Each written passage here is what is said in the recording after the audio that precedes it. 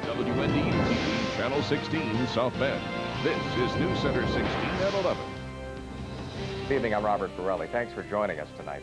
Cigarette taxes in Indiana could be going up. Last week, Senate Republican leadership announced that taxes could go up by 25 to 40 cents a pack, which isn't good for smokers or retailers who rely on out-of-state cigarette buyers.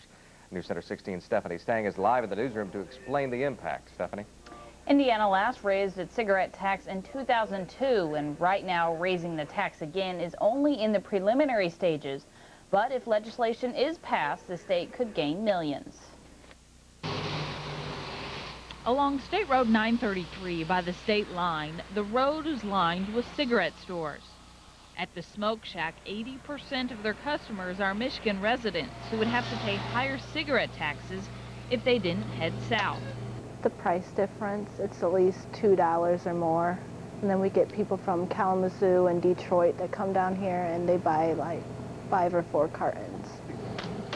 The only area that I know is this part of Indiana to get cigarettes, so I will drive the extra half hour, 15 minutes to save 10 bucks on a carton of cigarettes.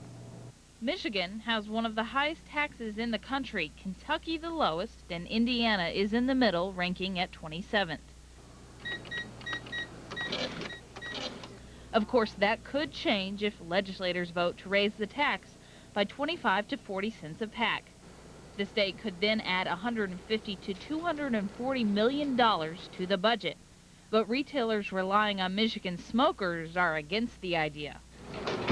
Maybe more Michigan people would stop coming as far, you know, from like Detroit and that, but that's all the difference I would see. Bober has been smoking since she was 16 years old, and she says a higher cigarette tax wouldn't have her quitting. I really don't see that much of a difference. It'd still be saving me personally money on even gas. You know, I'd rather waste the gas money to get here than spend the extra money in Michigan for the cigarettes.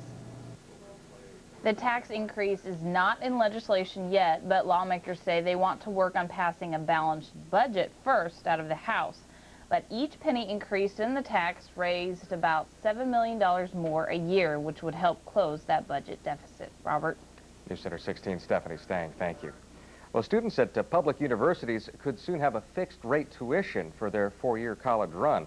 The proposal would give students the option to lock in tuition rates at state-run universities. Such a proposal is part of the Indiana House's budget bill, and if it passes the House this week, it would move to the Senate for consideration. Tuition and fees have doubled over the last decade at many campuses. The supporters say parents could better know costs without worrying about sudden tuition increases. Those against the proposal say predicting a 4-year fixed tuition would be difficult because universities receive state funding on a 2-year budget cycle.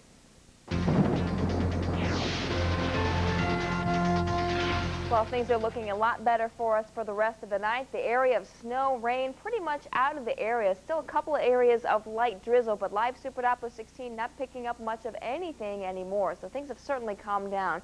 Now, the things we do have to worry about are some fog in the overnight hours. We are still seeing some of that out there already. That drizzle and light rain, again, should be ending overnight. Mostly cloudy skies expected for your President's Day forecast. Temperatures are expected to be at or below normal values pretty much for the rest of the week. Now, for the rest of the night, we're going to be seeing a lot of clouds around the area as we put our hometown future track into motion, and that's pretty much what we're going to be seeing tomorrow. I doubt we're really going to be seeing much of that light snow as that system should be out of here by then. And so maybe a few peaks of sunshine for your Monday, but I think for the most part, we're going to be seeing a good deal of cloud cover. But watch out for that fog as you head out the door in the morning. Temperatures will be getting up into the upper 30s for highs tomorrow. I have the rest of the details in the forecast coming up in